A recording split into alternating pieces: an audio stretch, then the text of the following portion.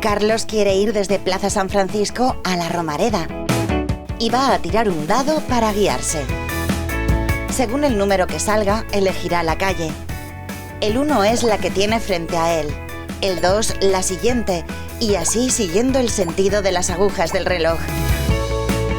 Un teorema matemático asegura que la probabilidad de llegar a tu destino es del 100%.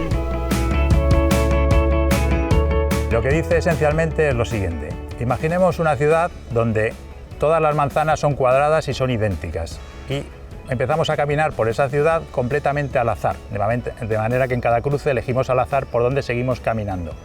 El teorema dice que con un 100% de probabilidad acabaríamos llegando a cualquier punto de la ciudad, incluso si la ciudad fuese infinita, se extendiera infinitamente en cualquier dirección, y con un 100% de probabilidad acabaríamos volviendo al punto de partida.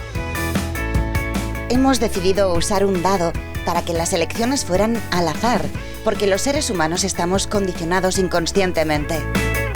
¿No tenéis un número favorito?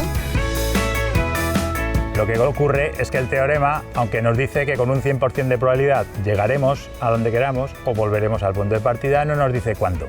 Podríamos tardar horas, días o meses. En una ciudad como Zaragoza, que no es infinita, pues siempre llegaríamos, pero no sabemos cuándo. Hemos visto cómo el azar ha alejado a Carlos de su destino. Aunque el teorema no le haya sido muy útil, es muy interesante para algunos científicos, como los biólogos, porque les ayuda a hacer predicciones del movimiento de los animales en un territorio.